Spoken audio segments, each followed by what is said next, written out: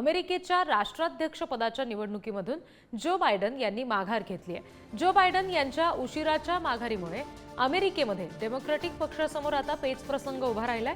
अमेरिकेच्या इतिहासामध्ये पहिल्यांदाच अध्यक्षपदाच्या स्पर्धेतून विद्यमान राष्ट्राध्यक्षांनी इतक्या उशिरा माघार घेतली आहे। नव्या संभाव्य उमेदवार कमला हॅरिस असू शकतात आणि तशी चर्चा सध्या सुरू आहे। कमला हॅरिस यांना जवळपास 4000 प्रतिनिधींचा पाठिंबा मिळवावा लागणार आहे। पाठिंबा मिळवण्यासाठी कमला हॅरिस यांच्यासह इतर इच्छुकांकडे काही आठवडे शिल्लक आहेत। 19 ते 22 ऑगस्ट या दरम्यान शिकागो इथे डेमोक्रॅटिक पक्षाचं अधिवेशन आहे। परिस्थिती लक्षात घेत डेमोक्रॅटिक पक्ष लवकरच कमला हॅरिस यांनाच राष्ट्राध्यक्षपदाच्या उमेदवार म्हणून घोषित करण्याची शक्यता आहे। आपल्याशी थेट अमेरिकेमधून आपले प्रतिनिधी अनिल टाकळकर जोडले गेलेले आहेत आणि त्यांच्याकडून आपण नेमकी काय तिथली परिस्थिती आहे जाणून घेऊया। अमेरिकन अध्यक्षीय निवडणुकीतून जो बायडन यांनी अनपेक्षितरित्या माघार घेतली असल्यामुळे या निवडणुकीला नाट्यपूर्ण काळातली मिळालेली आहे। त्यातच बायडन यांनी कमला हॅरिस यांच्या नावावर शिक्कामोर्तब केलं असल्यामुळे त्यांच्या निवडीचा मार्ग सोपा झालाय असं आपल्याला ऋतू वाटू शकतं, पण तशी परिस्थिती नाही। हे दिसते तितकं सोपं नाही, कारण की येत्या 19 ते 22 ऑगस्ट दरम्यान या पक्षाचे जे राष्ट्रीय अधिवेशन शिकागोमध्ये होणार आहे त्यात याबाबतचा अंतिम निर्णय होऊ शकतो। त्याच्या आधी देखील हा निर्णय होऊ शकतो, पण त्यासाठी एकमताने कोणता उमेदवार पुढे येतोय बघावं लागेल। कमला हॅरिस यांच्याखेरीज इतरही अनेक इच्छुक या स्पर्धेमध्ये उतरण्यास उत्सुक आहेत। त्याच्यामध्ये मिशिगन, कॅलिफोर्निया आदींचे गव्हर्नर आणि इतरांची पण नावे चर्चेमध्ये आहेत। इतरही कोणीतरी एखादा उमेदवार पुढे याच्यामध्ये येऊ शकतो। हॅरिस या कृष्णवर्णीय आणि भारतीय वंशाच्या आहेत, त्यामुळे त्या निवडून आल्या तर अर्थातच भारतीयांना आनंद होईल, पण त्यांना मोठ्या स्पर्धेला तोंड द्यावं लागेल हे मात्र निश्चित। जमेची बाजू म्हणजे कृष्णवर्ण यांची मोठी मतपेढी त्यांच्या बाजूला उभी आहे आणि त्यांनी प्रचाराला आधीच सुरुवात केलेली आहे। बायडन यांनी त्यांच्यावर विश्वास दाखवलेला असून इतरही नेत्यांनी त्यांना पाठिंबा दिलेला आहे। आता या निवडणुकीत सर्वात मोठं आव्हान म्हणजे निवडणुकीला फार तर फार 100 आणि थोडेफार काही दिवस उरलेले आहेत। या अल्पावधीमध्ये या पक्षाला आपली निवडणूक यंत्रणा सज्ज करावी लागेल। रिपब्लिकन पक्षाचे नेते या निवडीबाबत काय बघतात ते बघावं लागेल। त्यांनी यापूर्वीच कमला हॅरिस यांच्या विरोधामध्ये काय काय प्रचार करता येईल याची तयारी करून ठेवलेली आहे। या निवडणुकीमध्ये बायडन पाय उतार होतील अशी शक्यता रिपब्लिकन पक्षांना पण वाटत होती, पण त्यांनी या निर्णयानंतर अतिशय कडवट टीका बायडन यांच्यावर केलेली आहे।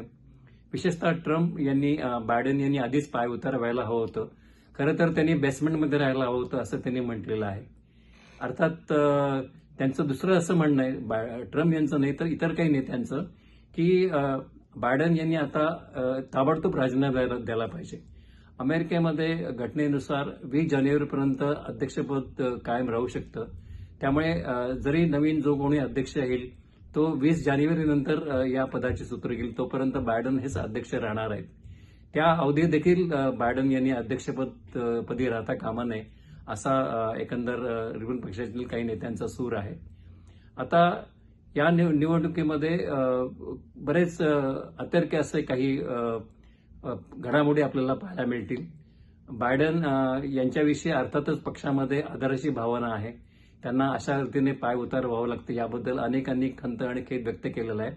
त्यांच्या कामगिरीबद्दल कोणाच्याही मनामध्ये दुमत नाही। कोविडमुळे ते अतिशय व्याधीग्रस्त होते आणि त्यातच त्यांचं आयसोलेशन त्यांना करावं लागलं, पण राजकीय आयसोलेशन झाल्यासारखी स्थिती होती। त्यातच बराक ओबामा, नॅन्सी पेलोसी यासारख्या नेत्यांना देखील त्यांना पाय उतार होण्याचा सल्ला दिला होता आणि इतकंच नव्हे तर डेमोक्रॅटिक पक्षाचे 36 सिनेटर्स यांनी देखील त्यांनी आता या स्पर्धेतून माघार घ्यावी अशी मागणी केलेली होती। या सर्व परिस्थितीच्या दबावामुळे बायडन यांनी माघार घेतलेली आहे।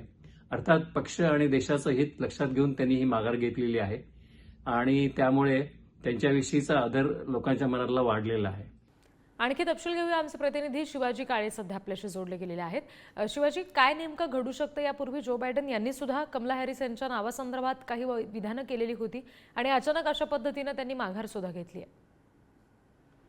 ज्या पद्धतीने जो बायडन यांचे काही व्हिडिओ समोर येत होते त्यामध्ये त्यांना अनेक वेळा व्यक्तींची नावं जी आहेत ती वेगळ्या प्रकारे घेतली जात होती.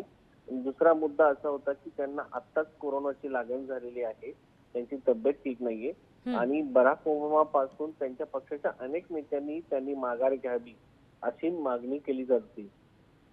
जर पाहिलं तर एक सर्वे असाही आला होता की लोकांची इच्छा अशी आहे की जो बायडन यांच्या पक्षाचा डेमोक्रेटिक पक्षाचा उमेदवार निवडून यावा, कारण ज्या पद्धतीने मागच्या वेळेस सध्याचे त्यांच्या रेसमध्ये असलेले ज्यांच्यावरती गोळीबार झालेला आहे असे डोनाल्ड ट्रम्प यांच्याबद्दल लोकांच्या मनामध्ये त्यांनी राष्ट्राध्यक्ष पद सोडताना जो हिंसाचार झाला त्याबद्दल अजूनही राग आहे. मात्र सध्याचे राष्ट्रपती असलेली त्यांची तब्येत आणि त्यांचे असलेले आजार हे सगळे पाहता ते रेस मधून बाहेर जाऊ शकतात अशी शक्यता व्यक्त केली जाते. त्यांचं वय 81 वर्ष आहे. अशा अगदी. आणि अमेरिकेमध्ये परिस्थितीमध्ये आता डेमोक्रेटिक पक्षाकडून नावाची घोषणा नेमकी कोणाची होती आणि ती किती लवकर होते हे पाहणं महत्त्वाचं असेल. धन्यवाद शिवाजी दिलेल्या तपशिलांसाठी. आपण बघतो जो बायडन यांनी माघार घेतलेली आहे अमेरिकेच्या राष्ट्राध्यक्षपदाच्या निवडणुकीमधून आणि फार उशिरा त्यांनी ही माघार घेतलेली आहे आणि सध्या भारतीय वंशाच्या कमला हॅरिस यांचं नाव आघाडीवर आहे या राष्ट्राध्यक्षपदाच्या निवडणुकीसाठी. त्याच्यामुळे आता 19 ते 22 ऑगस्ट दरम्यान जे डेमोक्रेटिक पक्षाचं अधिवेशन होईल त्या दरम्यान किंवा त्यापूर्वी ही घोषणा होते का हे पाहावं लागेल.